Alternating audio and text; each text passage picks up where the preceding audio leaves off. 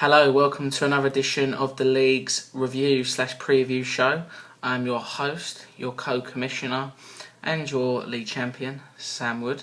Welcome back. It's been a couple of weeks, but we'll get on with the show now. We'll start looking into some of the matches that have gone, some of the talking points in the league, and what to look forward to, and maybe some predictions for later on in the year. As we're halfway through the season now, so it's time to look forward at the playoffs, I think.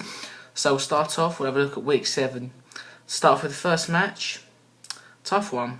It's Andrew Brunning, Cool Runnings, new team name, not bad name, 7 out of 10. Versus Forgetting Brandon Marshall, not sure on that name, maybe that might need a change. It's a low scoring one, low scoring affair. Wood is struggling week to week to get some consistency going. Got some big names missing. Jimmy Graham's not been in there, Calvin's not been about, Brandon Marshall hasn't been showing up. But he's used his nous to try and put together a team, and a couple of weeks it's worked, a couple of weeks it's not. Really struggling at running back, really struggling. He needs a running back bad. I think he's either going to have to use the waiver market and take some risks, or he's going to have to make a trade.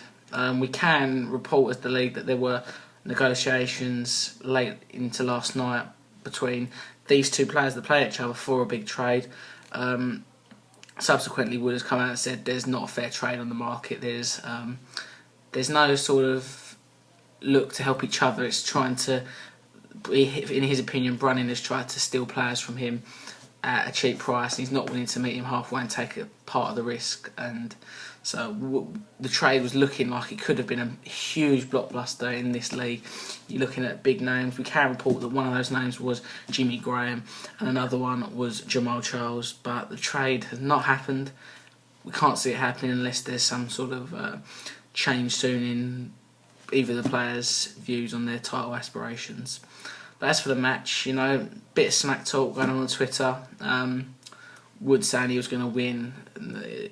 Obviously, he's been made to be humble pie here, but the record speaks for itself. 5-2. I think he's pretty content with that, considering he was drafted in the worst position possible at 8, and he's come out looking pretty good. We're sure he would like to work a trade with someone for a running back, but there's no goodwill in this league. He feels that, from what he's told us, that no one in this league is willing to make a trade. They're boring, and so he's just going to have to move on what he's got. He's going to have to do what he does best, which is win. Just keep winning. Brunning, good position now. He's in 5th. He's looking to move up the league, put the pressure on some of the people. But he's a 3-4. Everyone in the playoffs 4-3, so he's 2 games back. Needs a big push. It's going to take him beating someone big, one of the playoff 4, this week or next week coming up when he plays them. Otherwise, he's going to struggle to make the playoffs. Next match, this was a good one. Simon Kay, the league laughing stock at the moment, going up against Craig Willis, Kokamish, going very quietly about his business. Craig, you don't hear a peep out of him, and he's putting up 156 this week. That's a good score, solid score. Top scorer of the week, Craig Willis. He's got a good team. He's not even starting Peyton, I don't think. He's using. One thing we have noticed at the league office is that he's hoarding kickers and defences, and he's storing players on the waiver, keeping players off the waiver wire so they can't be picked up. He's got the Bills and the Seahawks on defence. Why is he doing that, do you think? Well, firstly, he's got 2 good defences he can rotate around, and he can stop someone else picking up the Bills or the Seahawks, more likely to be the Bills. He can stop them being picked up. It's clever management from Craig. He's one of those people that's going about his work quietly. He's not making the big splash, but he's doing stuff that stop other people winning, not just making himself win, which is an important part of the game. As for Simon, we're looking at him. George Ashley's above him in the league now. It is pretty poor from someone that talks like he's an NFL analyst, let's be honest, and he's rock bottom of this league, and at 2-5 he is in massive trouble. Next week, is a must-win for him. So we'll see what he can do. But we're not holding out any hope for him because we predict him to make the playoffs, and things do not look good at the moment. He's not doing anything. He's not actively trying to change anything at the moment. I think he actually believes this team can dig him out, and it can't. He needs to make a trade or big moves in the waiver market. Otherwise, he is done for the year, and he'll be playing for consolation title, which, let's be honest, Fifth place would be nice for him if he can win through the playoffs. There will be a bonus if you win through the playoffs. We are going to make sure, I'm going to speak with the co-commissioners, and we're going to make sure that the consolation is worth something to you to win. So hopefully keep an eye out for that, because that's going to be an interesting little prize that we can add in for that to make you want to win the consolation. Next match, let's move on to, sorry, let me just see all the Seahawks. Charles' Seahawks probably playing better than the actual Seahawks. Going up against the Colts, George's Colts. I've got to give George his due. He has done a good job at managing a team and putting up good points. And I thought it was going to be one of those years for him again where he's finishing right out of it. But he's shown himself to have the patience with his team. And he's pulled off a win. He's pulled off a win against the league champion, and now he's pulled a win off against one of the stronger players in this league at the moment, with a team that we thought was going to be weak has ended up being incredibly full of depth. Charles' team, you look at his team, he's got Shady McCoy sitting on the bench. Personally, if that was me, I'd be looking to make a big trade and getting in a good wide receiver or a couple of really good receivers to strengthen his team even more, but Charles is content to leave one of his really good running backs just sitting on the bench. Can't blame him for that, but we all have a difference of opinion. Some would like to trade, some would like to keep and just store on the bench. It's the way it goes. But Charles, 144 points. He would have beat most people this week. He would have beaten nearly everyone, probably apart from Craig, I believe, he would have beat.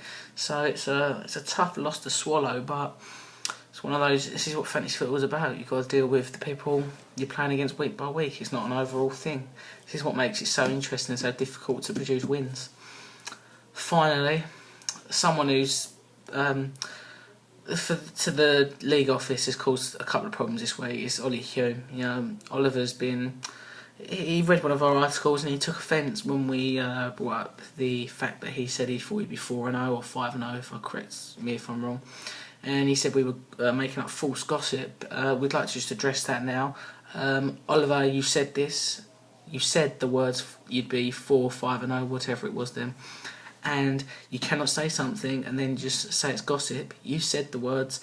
You gotta swallow the fact you said them and deal with the consequences. You can't be attacking the league, for something like that. If you didn't say it and we made it up, then absolutely you'd have a point. But the league will not accept anyone attacking them for something which is true, and we will be issuing a written warning to Mr. Hume in due course. As for the match, 140 points, decent score. His kicker putting up 9 points again. We love looking at Ollie's kicker, just seeing how he's doing after that high draft pick. Tom, 115 points. He would have just beat Sam this week by half a point, but it's looking pretty bleak for Tom as well, to be honest. He's a very up and down player, more so than Wood. And to be honest, I think for 8th, 7th, 6th, you're looking at a George, Simon, Tom sort of fight for those positions in the league. I can't see Tom getting out there now.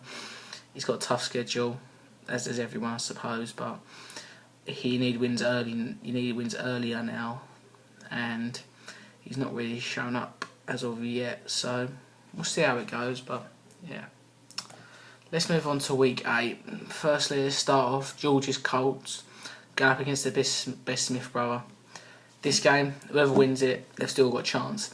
Whoever loses it, you're done. Forget about it, Tom Smith is currently 3-4, so he can be at 500 after this. So that'll be interesting to see if he can pull that off. George 2-5. He can get back in it. 3-5. You've got a chance. You've got to keep winning matches. He can go on a streak. He's got a good quarterback. He's got a good team. He can do it. Adrian Peterson may come back in time. We don't know yet, but if Adrian Peterson comes back and they play him, he's got half a chance of being in with a shout. This match this week is a tough one to call.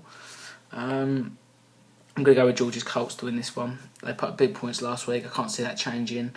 Tom, I think it'll be closer. I think he'll score more points than last week. But ultimately, I see the Colts winning this, going to 3-5 and being two teams that coulda, woulda, shoulda. I don't think either will make the playoffs, but they've got to keep playing. You've got to keep fighting for position and see what you can do. Be aggressive. Once you get to a position of 3-5 or 4-4, be aggressive. Take some risks. It's what it's all about. Something this league really needs to learn how to do sooner rather than later. Next match, Oliver Hume going up against Turbo's MVPs. Tricky one because Ollie's top of the league somehow, and Turbo's in the mix up high and he can put big points up. I mean, Ollie wouldn't have lost the match if he wouldn't have gone on holiday. Whatever. But if he's always on holiday, his fault's that. But I'm going to go with a Turbo win. Turbo's going to win this one. I'm really liking his style of management. He's quiet, going about his business, and he's just winning matches and making sure he's in the playoffs. Ollie doesn't need the win particularly. He's picked up Odell Beckham this week. Good pick up, I like it. He's on a bye this week though, so it's not going to help him. Stupid pick up for this week. I don't know why he did that. But yeah, Turbo for the win, and I think he's in the hunt for the title again. The regular season title, that is. He won't win the playoffs because he'll bottle it. Next up, we have Cole Brunnings going against the Seahawks. Tough match. Who do we think in this one? You know, it's the Seahawks. In real life, are stuttering. Could Charles begin to stutter?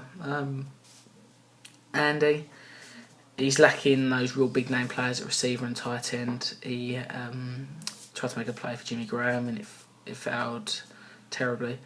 I'm going to go with Charles win Seahawks simply because I kind of want him to win, because that will make the Week 9 matchup with Wood a real interesting one.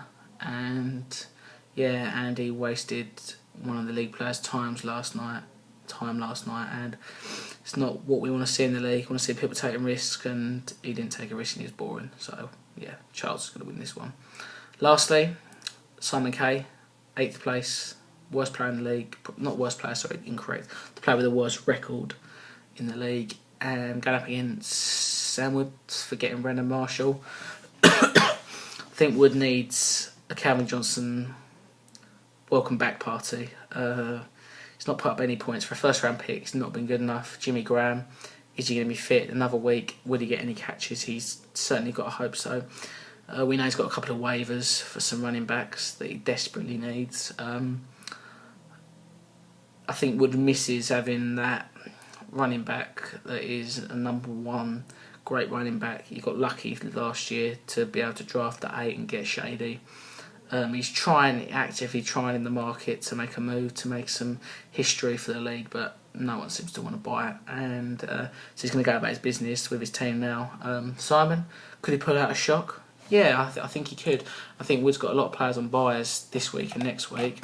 Not got his quarterback, and yeah, we'll see. But you know, Simon's receivers are weak in Kelvin Benjamin and Golden Tate. If Calvin's back, then I think he's going to cut into some of Golden Tate's receptions. And if Kelvin Benjamin got some decent points last week in garbage time, but can he do it every week? He's a rookie. It's a tough one. Eddie Lacy, Alfred Morris, not been great. They're okay. I think he's relying. I think his team. He's got a team of names. Good Madden team, but not a good fantasy team, and it's something he needs to change. But we will go with a Sam Wood win. I think he's going to have a big week. He's going to go in his week by week sort of up and down yo-yo sort of team. Yeah, I think he'll be 6-2 after this, and I think he'll be top of the league again, where some people believe he belongs, which some people believe he should always be, because it's ever since the league founded, he's basically been top of the division. So we'll wait and see, but that is it for the preview/review show. We'll be back after this week's games. I hope to maybe bring a guest on again. If anyone wants to be a guest, please direct message the @Essex NFL Fantasy account. That'd be great to have a guest on, whether it's Skype or live. We'd love a live interview. That'd be very good. But yeah, everyone enjoy their games this week. No cheating, and try and be a bit more adventurous with some trades maybe, even if it's not with Sam Wood. Fucking idiots.